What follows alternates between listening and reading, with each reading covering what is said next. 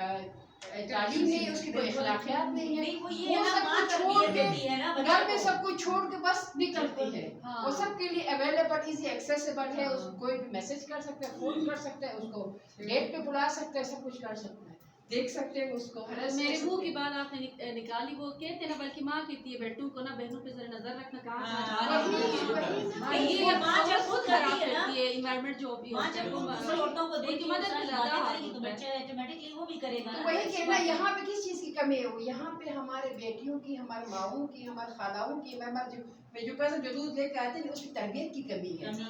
अगर उसको भी किसकी माँ ने सिखाया होता कि जिस तरह मेरी माँ कहती है, मेरे घर में किसी पे पाबंदी नहीं है, कोई रात को सुहा कभी वो शाम को जरूर कॉल करती है, बाकी दिन को कहीं कहाँ इस्लामाबाद में, वो पंजाब में, उसको नहीं पता होता है, बस वो अपनी क्यूरियोसिटी के लिए कहती किसकी सब लड़कियां हैं वहाँ के कहाँ के बेटों की तरबियत नहीं हुई है ना।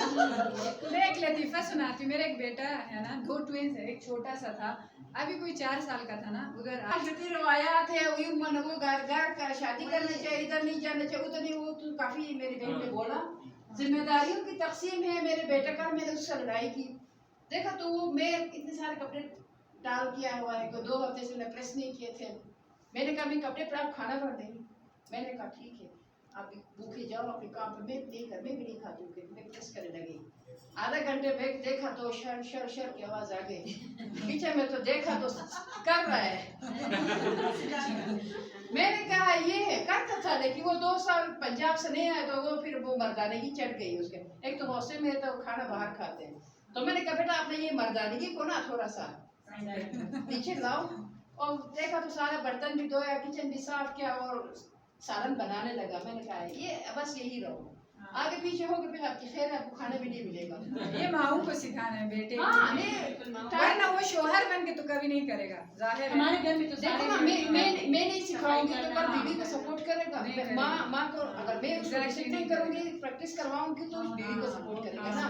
नहीं आपकी जॉब नहीं, आप तो मेरे बेटे हो के उसके उठा के मोजे धोने लगे, उसकी चढ़ी धोने लगूंगी तो बस ना खत्म, उसको लगेगा हाथ में दे, कपड़े तो अपना खुद होता है।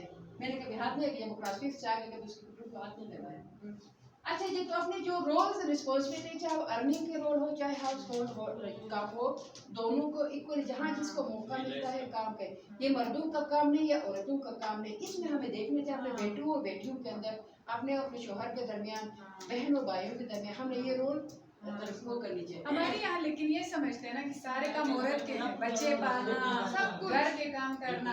अब कहते हैं हुंजा की लड़कियां बहुत करती कि मैं क्या हुंजा की लड़कियां ट्रिपल बर्डनाइज हैं। क्यों कहो, बच्चे पालना भी उसकी जिम्मेदारी, उनके लिए बाहर से ला के कमा के खिलाना वो भी उसकी जिम्मेदारी, अपने ससुराल से लेके माशरे से लेकर वो भी, और क्योंकि हमारी जिम्मेदारी है हुंजा की लड़कियों के ऊपर, हमारा जो काउंसिल का एक सेटअप है, जमाती सेटअप, वो भी हमारे पे जिम्मेदारी है। अगर खातून को प्लीज थोड़ा सा आगे काम बढ़ाओ, अब एक खातून एक टाइम पे 4 काम कर सकती है, अपने लिए टाइम नहीं बचता, उसके लिए क्या टाइम बचता है? इसकी वजह से हम इसलिए देखने से जल्दी बूढ़े हो गए हमारे जवानी खत्म हो गई, पता भी नहीं चला। चलिए जी, इसी तरह आपने बोलना है कुछ? बोले मैं आपके साथ दे रही हूँ। अच्छा जी, यही खानदानी वही मसले हैं तकरीबन डिस्कस करते हो, तो इसलिए कहते हैं कि जिक्र छेड़ा जब कयामत का बात पहुंची तेरी जवानी तक। हमारे तो जवानी में पता भी नहीं चला क्या छेड़ दिया जवानी में बूढ़े हो गए। वो कहता ना वो आदमी ने कहा जवानी में पेरी मनी भी अच्छा जी, फिर वसाइल की तकसीम वही हो गया। फिर मैं तालीम की और ज़्यादातर हम क्रेडिट देते हैं तारिक भाई को, बहुत अच्छे से सॉलिड पॉइंट से देते हैं, थैंक यू तारिक भाई। तो वही है वसाइल की तकसीम में, वही हमें बिल्कुल उसने क्लियरली बताया कि हमारे शरअ में क्या है, आइन क्या कहते हैं, इस्लाम का शरअ क्या कहता है, तो वो हमें क्लियरली बता दिया इस तरह आपका हक है, इतना आपको लेना चाहिए, इतना नहीं ले।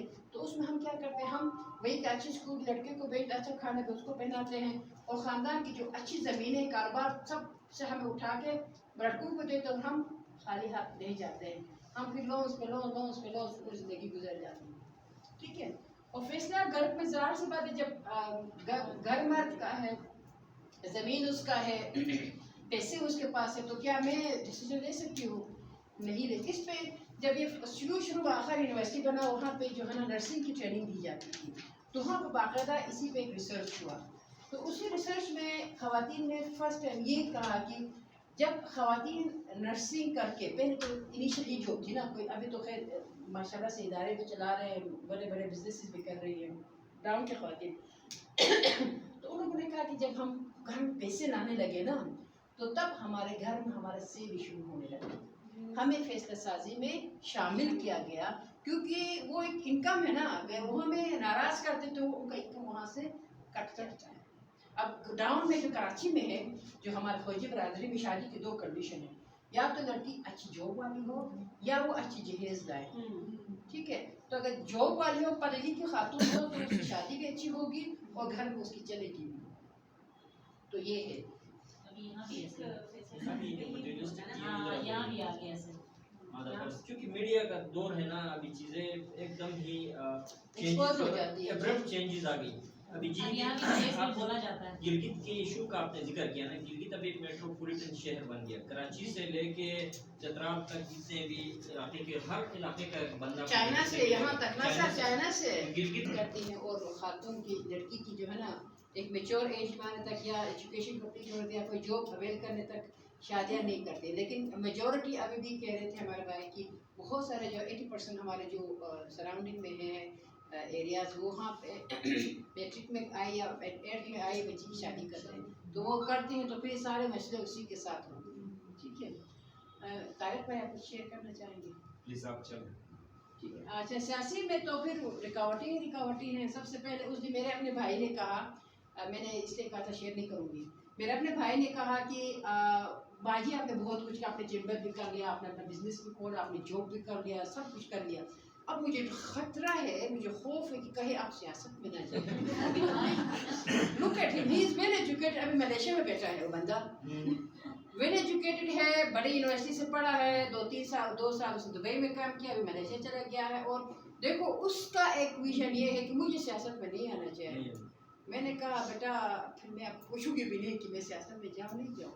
लुक एट हिम, वो छोटा बच्चा मेरे लिए, मुझसे कितना, मैं जब मैट्रिक करे तो पैदा हुआ था और वो मुझे ये कह रहा है। अच्छा, तो यही सबसे पहले क्या, अभी तो हमने जो इस तरह कंस्ट्रक्ट किया है ना, जैसे हरेसमेंट हो रही है, वो इस तरह की चीज़ें हो रही है, तो हरेसमेंट और इस चीज़ की वजह से क्या हो रहा है कि ख़वातीन को घर से निकलने की इजाज़त नहीं होती है, ठीक है। उनके लिए डर्टी पॉलिटिक्स है, ये है वो है। तो ख़वातीन की जो ख़वातीन जो इवन जो पैराशूट भी आए तो बड़ी बात है। पिछले थोड़े देर पहले हमारा, क्योंकि जहाँ पे खुद का हल्का फुंजा सेकंड में या आमना निकले, क्या हमें एक भी वोट मिलेगा? हमारे खानदान वालों ने पिटाई लगा के बिठा देगा वो तो यहाँ पर सड़कों पे वोट मांग रहे हो, फिर वो गैरत बड़ी जागती ना। वो नहीं सोचते मेरे घर में राशन है, मेरे बच्चों की फीस कहाँ से आता है, मैं बीमार हूँ, मैं क्या हूँ। कभी भाई, किसी कज़न, किसी रिश्तेदार ने आके नहीं पूछा, लेकिन तब उनकी सबकी गैरत आती है। पूरा क्लिक से आने से पहले उधर एक सेशन ले जरूरी रहेगा। सेशन ले ले, आओ मेरे साथ आधा फटेगा यार। बाजी इसके अलावा जो जरूरत नहीं है सेशन लेने की, हम सब आपके साथ ही सर कैंपेन ख्वातीन जो सियासत में आना चाह रही हैं, जो आर्मी है कि वो बेचारी क्या क्या सूरत फेस कर रही है। वही ना, हम मेरा निशा के साथ काफी क्लोज हैं, तो वो डेली अभी मेरा आपको शेयर किया ना अंदर कि एक खातून को रात के 12 बजे कोई मिनिस्टर फोन करते कि आप कहाँ पे हैं, ये कोई क्वेश्चन ही नहीं बनता है कि रात 12 बजे खातून को आप फोन करें। मतलब ऐसी सूरत हाल है। ये आपको एक रियल बता दो, जब पीटीआई की हुकूमत आ रही थी, ठीक है, हमारा एक भाई था,